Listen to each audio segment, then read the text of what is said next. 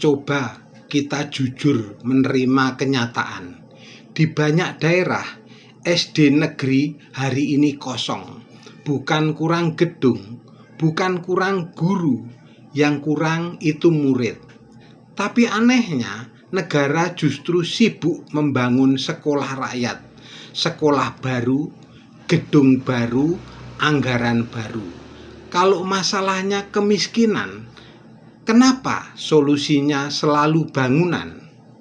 Kenapa bukan beasiswa besar-besaran saja? Kenapa bukan hidupkan sekolah negeri yang sudah ada? Logika kebijakannya terbalik. Yang kosong dibiarkan, yang baru dipaksakan.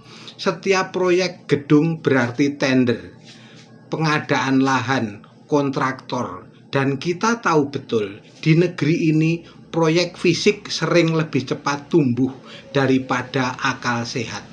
Sekolah rakyat dikemas seolah mulia, padahal berpotensi jadi lahan basah model baru.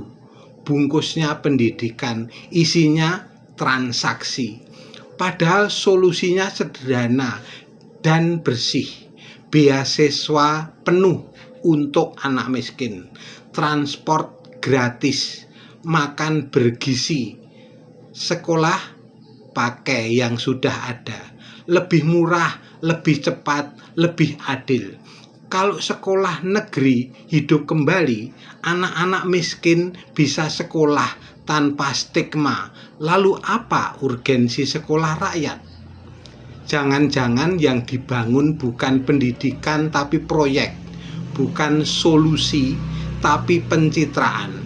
Dan kalau pendidikan terus dijadikan panggung politik, yang dikorbankan selalu sama, masa depan anak-anak kita.